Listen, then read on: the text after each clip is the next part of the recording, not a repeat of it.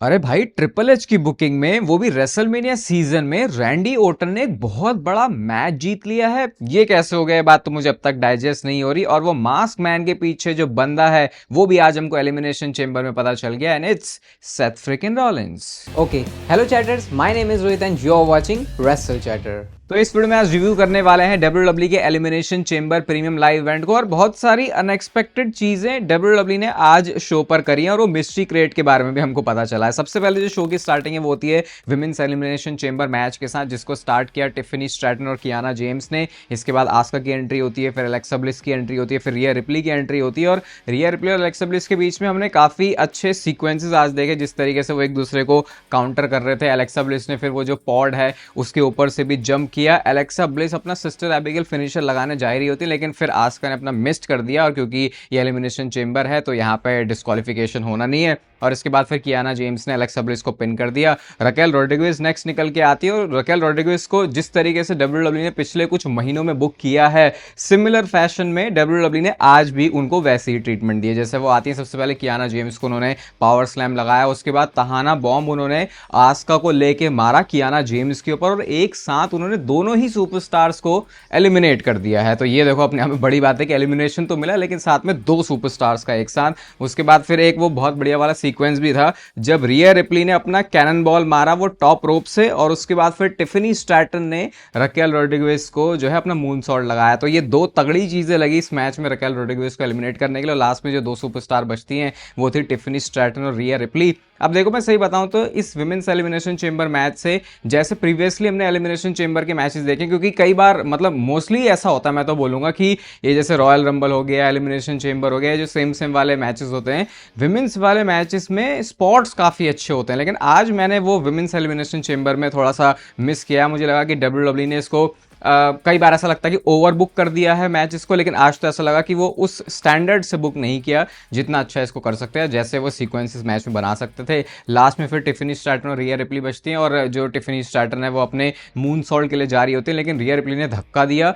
और वो धक्का बड़ा खतरनाक लग रहा था, क्योंकि जिस तरीके से वो दिखा है कैमरा पे, ऐसा लग रहा है कि सीधा मुंह ही जाके बजा है टिफनी स्ट्रैटन का। उसके बाद रिया रिप्ली ने रिपटाइड के लिए उठाया, और इस मैच में रिपटाइड अपना फिनिशर लगा के पिन करके इस मैच की जो विनर है वो बन चुकी है रिया रिप्ली, यानी कि वो फेस करेंगी जेड कारगिल को रेसलमेनिया में इस विमेंस चैंपियनशिप के लिए। और शायद इसी वजह से वो रिया रिप्ली के पास से टैग टीम टाइटल्स गए थे, क्योंकि डब्ल्यूडब्ल्यूई का अब जो फोकस है वो जेड कारगिल और रिया रिप्ली के मैच के ऊपर होने वाला है। बाकी जेड कारगिल भी ऊपर ही बैठी हुई थी, और उसके बाद फिर उन्होंने साइन भी किया रेसलमेनिया की तरफ, और रेसलमेनिया के साइन की तरफ पॉइंट किया। और फिर जबरदस्त हमने पायरोस भी देखे हैं, जो कि अब डब्ल्यूडब्ल्यूई एलिमिनेशन चेंबर वाले शो में भी बहुत ज्यादा यूज करती है पिछले कुछ सालों से। इसके बाद शो पर नेक्स्ट मैच आता है बेकी लिंच वर्सेस एजे ली के बीच में, और ये था विमेंस इंटरकॉन्टिनेंटल चैंपियनशिप के लिए। और इस मैच में जो रेफरी थी वो थी जेसिका, जिनकी ऑलरेडी हिस्ट्री रही है बेकी लिंच के साथ में, क्योंकि वो उनको जो है एक बिकी हुई रेफरी लगती हैं। अब मैच प्रोग्रेस करता है, शुरू में बेकी लिंच ने पूरा कंट्रोल लिया, लेकिन उसके बाद फिर एजे ली की तरफ से उन्होंने कम बैक देखा,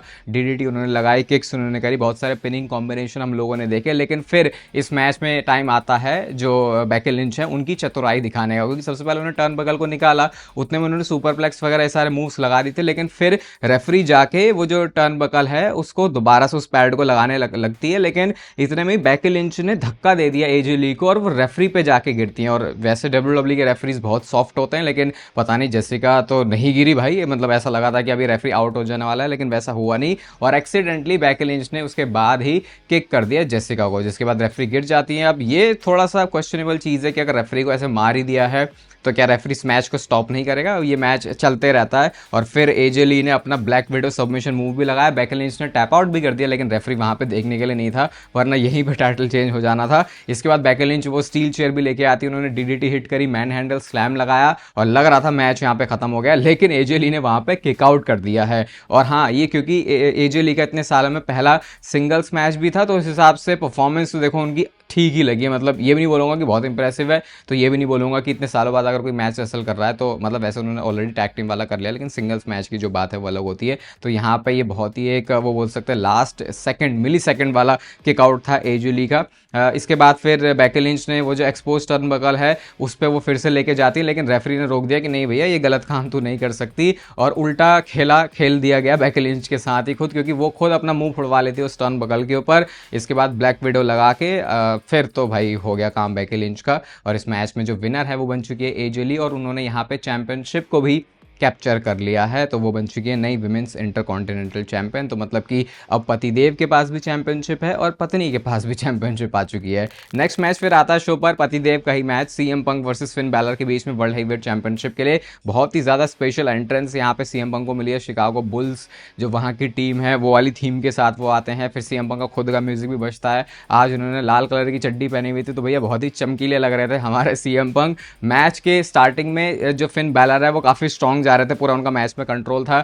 जीटीएस के हम लोगों ने मल्टीपल अटेम्प्ट्स देखे लेकिन वो लग नहीं पाते। वैसे ही कूडीग्रास लगाने के लिए भी जाते हैं फिन बैलर, लेकिन वो उनसे भी नहीं लगता, और जो मुंह है उससे खून भी निकलने लगता है सीएम पंक के, और पहले एजे ली के भी निकला था। तो डेफिनेटली इनके घर में कॉन्वर्सेशन होने वाली है आज की, देख आज हम दोनों ने अपना खून बहाया है, वो भी मुंह से। फिन बैलर का 1916 लगता है, उसके बाद उन्होंने कूडीग्रास फिनिशर भी हिट किया लेकिन वो भी काम नहीं आता।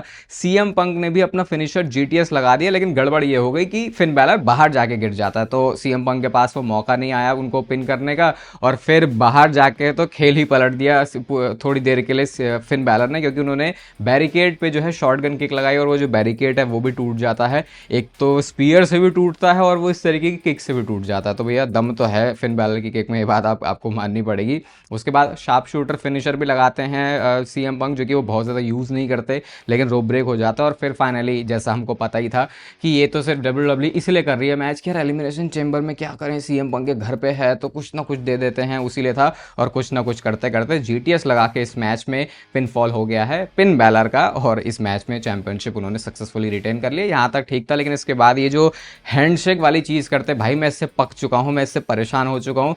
बेफेस और बेफेस करेंगे वो समझ में आता है। वो फिन बैलर को ना तुम अच्छे से हील बना पा रहे हो, ना तुम अच्छे से उसको फेस बना पा रहे हो, ना तुम उसको ऐसी मीनिंगफुल स्टोरी दे रहे हो। तुमने उसको out of nowhere world heavyweight championship के लिए मैच दे दिया, वो भी हमको पता है कि तुम्हारी ज़रूरत थी वो, ना कि तुम फिन बैलर के साथ एक्चुअल में कुछ करना चाहते थे। तो भाई ये तो दिमाग ही ख़राब करती है चीज़। और फिर जो भी है टाइटल चेंज हुआ नहीं यहाँ पे, वो एक्सपेक्टेड भी था, रिटेन कर ली चैंपियनशिप, सही डिसीजन भी है। लेकिन एट द फर्स्ट प्लेस ये मैच को शायद डब्ल्यूडब्ल्यूई को बनाना ही नहीं चाहिए था, वो कुछ और भी कर सकते थे। फिर उसके बाद उनकी वाइफ एजे ली भी निकल के आती हैं, और क्योंकि अब दोनों पति पत्नी के पास चैंपियनशिप है तो वो उसको साथ में रेस भी करते, तो उनको खुद के लिए अपना एक पर्सनल अच्छा मोमेंट मिल जाता है। और फिर आता है शो पर वो रिवील जो कि बहुत टाइम से अनवील जो कि बहुत टाइम से फैंस वेट कर रहे थे, और वो था कि उस मिस्ट्री क्रेट के अंदर क्या है। तो भाई पूरे ऐसे प्रॉपर फ्रेम के साथ वो आए हैं, बीच में मिस्ट्री क्रेट रखा हुआ है, एक साइड से निक ऑल्डिस हैं, एक साइड से एडम पियर्स हैं, और उन्होंने मिस्ट्री क्रेट को खोला तो उसके अंदर से कॉफिन निकल के आता है।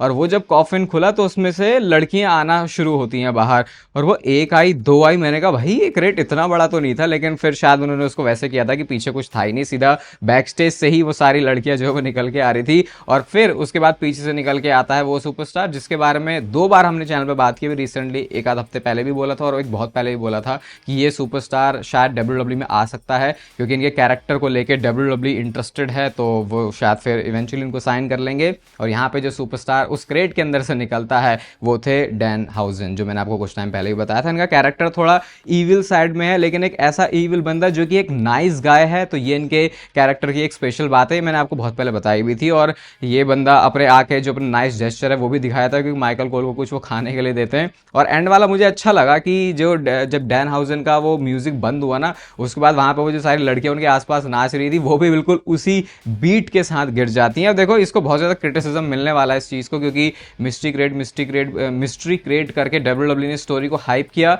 अब देखो अभी ये सुपरस्टार से कोई ज़्यादा फेमिलियर नहीं है, तो लोग इसको क्रिटिसाइज ही करने वाले हैं, लेकिन मैं इसको उस नज़रिए से सही बताऊं तो बहुत ज़्यादा देख नहीं रहा, क्योंकि मेरे को एक्सपेक्टेड भी था कि शायद डब्ल्यूडब्ल्यूई ऐसा ही कुछ करने वाली है। तो ठीक है, ये क्रिटिसिज्म इसको डेफिनेटली मिलने वाला है, लेकिन ये डब्ल्यूडब्ल्यूई का एक तरीका था नए सुपरस्टार को इंट्रोड्यूस करने का, जो कि अपने वे में यूनिक है। लेकिन शायद फैंस की एक्सपेक्टेशन जिस हिसाब से उन्होंने हाइप सी बना दी थी, रॉ स्मैकडाउन में लेके जा रहे थे, तो वो शायद डब्ल्यूडब्ल्यूई ने थोड़ा सा गलत पंगा ले लिया, मेरा इसके बारे में ये सोचना है। और फिर आता है शो का मेन इवेंट मैच, जो कि था मेंस एलिमिनेशन चेंबर मैच। और इस मैच में कुछ ऐसी चीजें हुई हैं जो कि बहुत ज्यादा इवेंटफुल हैं। सबसे पहले जो मैच है वो शुरू होता है जवान और कोडी रोड्स के साथ, और जो जवान को बड़ी स्टेज पे अपना एथलेटिसिज्म दिखाना था, मुझे लगता है कि आज वो उस तरीके से नहीं दिखा। और मैं बोलूंगा कि अगर मैं विमेंस एलिमिनेशन चेंबर मैच को बोला है कि ये उस लेवल पर डिलीवर नहीं किया, तो मैं मेंस एलिमिनेशन चेंबर मैच को उससे ज्यादा बोलूंगा, क्योंकि मुझे लगता है डब्ल्यूडब्ल्यू ने जो बहुत सारे वो अलग अलग चीजें करते हैं, बहुत ही बेसिक तरीके से उन्होंने एलिमिनेशन चेंबर के स्ट्रक्चर के अंदर बुक किया।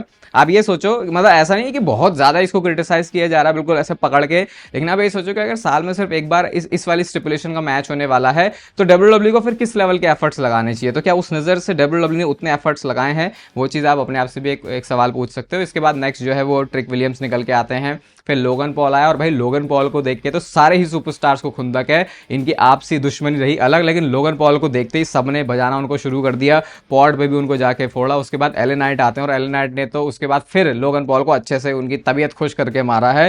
फिर जवान और एले नाइट जो है टॉप पे चढ़े होते हैं पॉड कर, वहां पे लोगन पॉल भी होते हैं, उन्होंने लिटरली ऊपर से ही लोगन पॉल को थ्रो कर दिया ट्रिक विलियम्स और कोडी रोड्स के ऊपर। और क्योंकि ऊपर चढ़े ही हुए थे एले नाइट और जवान, तो वहां पे एले नाइट ने अपना फिनिशर भी लगाया है BFT, जो कि भाई बहुत बेकार लग रहा था। अगर कोई मूव बेकार होता है तो कई बार कैमरा एंगल उसको बचा लेता है, और कई बार अगर कैमरा एंगल बेकार होता है तो वो मूव शायद अपने आप में बहुत अच्छा होता है, ऐसे करके डब्ल्यूडब्ल्यू का प्रोडक्ट चल जाता है। लेकिन यहाँ पे दोनों ही चीज़ें बहुत घटिया हो गई, तो वो जिस तरीके से टीवी पे दिखा वो बहुत ही बकवास था, और ऐसे स्पॉट्स डब्ल्यूडब्ल्यू को फिर अवॉइड ही करनी चाहिए थोड़े, अगर उसमें उनको लगता है कि भाई यहाँ पे थोड़ी गड़बड़ हो सकती है। तो ये बड़ा ही बेकार सा BFT उनका लगा। नेक्स्ट निकल के आते हैं रैंडी ओर्टन, और आज रैंडी ओर्टन ने खुद भी रेड ट्रंक पहना हुआ था, और वो देखते ही मुझे लगा कि यार आज कुछ तो स्पेशल है रैंडी ओर्टन के साथ। वो तो हमारी एक्सपेक्टेशन इतनी ज़्यादा होती है, हर बार कुछ होता नहीं है तो वो दिल सा भी मर जाता, लेकिन वो लाल कलर की चड्डी में रैंडी ओर्टन को देखते ही मुझे लगा कि भाई आज कुछ अलग होने वाला। उनकी एंट्रेंस पे भी आप देखोगे रैंडी ओर्टन को, भाई इस एज में भी जिस तरीके से रैंडी ओर्टन ने अपने आप को मेंटेन किया है और अपनी पर्सनैलिटी बेटर बनाने से, आपको पता है चीज़ें आपके लिए अच्छी ही होती हैं लाइफ में, कुछ ज़्यादा बुरी तो होती नहीं है। और अभी मैं जैसा आपको कल भी बताया था, अभी सेल का फायदा उठा लो, 20% सीधा ऑफर भी, होली का ऑफर चल रहा है नेचुरलिटीन के सारे ही प्रोडक्ट्स के ऊपर। प्रीमियम क्वालिटी का होता है प्रोटीन, और ऑब्वियसली ये थोड़ा महंगी चीज़ में आ जाती है, लेकिन ये आपके लिए सेल वाला बेस्ट टाइम रहता है। 20% ऑफ आपको मिलेगा आर पंत वाला, अगर आप कोड लगाते हो। डिस्क्रिप्शन और पिन कमेंट दोनों में आपको इसका लिंक मिल जाएगा। बाकी मैंने खुद भी 1 साल से ज़्यादा नेचुरलिटीन को यूज़ किया, तो कभी भी आपको ऐसी चीज़ नहीं बताने वाला स्पेशली आपकी बॉडी के लिए जो गड़बड़ होने वाली है। तो होली सेल का आप फ़ायदा उठा सकते हो मस्त तरीके से आर पंत वाले कोड के साथ। अब अपनी रैंडी ओर्टन उसके बाद जैसे रिंग में आते हैं, तो भाई हमने देखा कि उन्होंने आते ही लपेटना भी शुरू किया सुपरस्टार्स को, विंटेज DDT उन्होंने लगाई Logan Paul and trick Williams को। जवान ने स्प्लैश मारा वो पॉड के ऊपर से, और वो लगाते ही लोगन पॉल ने उनको पकड़ा और अपना फिनिशर पॉल्वराइजर लगा दिया उन्होंने, जो कि वो इस वेट के सुपरस्टार्स को इजीली लगा देते हैं। लेकिन मैं एक बार देखना चाहता हूं कि ओबा फेमी के ऊपर किस तरीके से लोगन पॉल ऐसे फिनिशर को ट्राई करेंगे। और उसके बाद उन्होंने पिन कर दिया जवान को, और ये आता मैच से पहला एलिमिनेशन। एले नाइट का भी एक बॉस्ड स्पॉट था यहाँ पे, भाई बहुत ही गंदा एल्बो ड्रॉप था उनका। और देखो वैसे ही एले नाइट के ऊपर इस समय नजरें हैं कि भाई इसके साथ कुछ अच्छा होगा, तो ऐसे मौके पे ऐसे स्पॉट्स थोड़े से बेकार लगता था। 2 आज गड़बड़ चीज़ें हो गई है एले नाइट से। इसके बाद लोगन पॉल ने भाई सिर्फ लो ब्लो मारा है एले नाइट को, और उन्होंने पिन कर दिया एले नाइट को। तो भाई ये सोचो कि जो बंदा ये सोच के देख रहा होगा कि भाई मेरे को चाहिए कि एले नाइट इस मैच को जीते, उसको तो लगा होगा ये क्या फिनिश था, मतलब एलिमिनेशन हुआ तो हुआ एले नाइट का, लेकिन इस तरीके से तो लोगन पॉल ने दूसरा एलिमिनेशन कर दिया।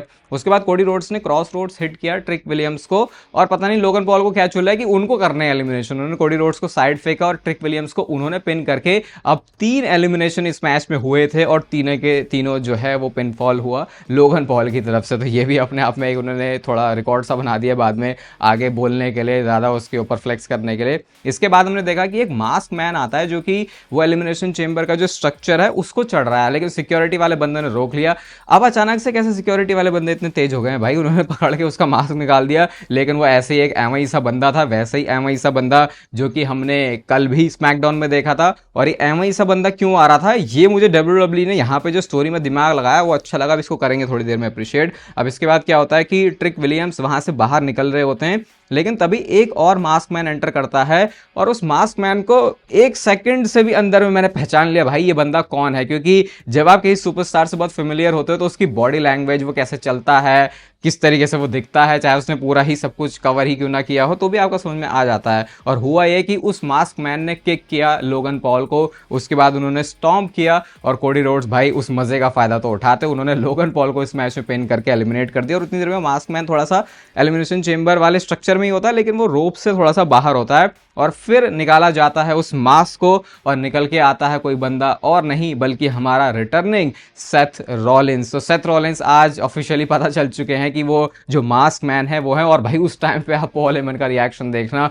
वो तो बंदा पागल ही हो गया कि पता नहीं क्या ही उसके साथ ज्यादती हो गई, क्या ही उसके साथ गड़बड़ हो गई। और जो मैं कह रहा था कि WWE ने ये अलग अलग मास्क मैन दिखा दिए, इसका सेंस इसलिए बना क्योंकि अगर वो मास्क मैन के मास्क उतरते नहीं वो स्मैकडाउन में और आज जो WWE ने सेथ रॉलिंस के आने से पहले दिखाया था, तो ऐसा लगता है कि WWE हमें ये बताना चाह रही है कि एक ही मास्क मैन है शुरू से और वो सेथ रॉलिंस है। लेकिन वो तो हम मानते नहीं क्योंकि भाई वो तो साफ साफ ही अलग बंदे दिख रहे थे, तो उनकी वो स्टोरी की भी लाज बच गई जो भी वो दिखाना चाह रहे थे कि अलग अलग बंदे। तो ये करके अच्छा था कि वो दो मास्क मैन के मास्क निकल गए ताकि ये पता चले कि सेथ रॉलिंस ने फेक मास्क मैन को भी प्लांट वहां पे किया हुआ है ताकि वो एंड में जाके फिर हो। तो ये स्टोरी का सेंस बनाने के हिसाब से चीज सही लगी और बहुत छोटी सी चीज है, लेकिन हाँ WWE ने इसके ऊपर काम किया। इसके बाद लास्ट में बचते हैं सिर्फ कोडी रोड्स और रैंडी ओर्टन। और हाँ, आज चैनल पर सेकंड वीडियो भी आने वाली है जो कि 7 से 8 बजे के आसपास होगी, तो स्टे ट्यून्ड, बहुत कुछ चीज़ें इंटरेस्टिंग उसमें भी होने वाली, बहुत तगड़ी चीज़ें होने वाली, मतलब पहले बताया था आपको। तो फिर क्या होता है कि वो जो डोर है वो स्टिल अभी भी ओपन ही था कोडी रोड्स और रैंडी ओर्टन के टाइम पे,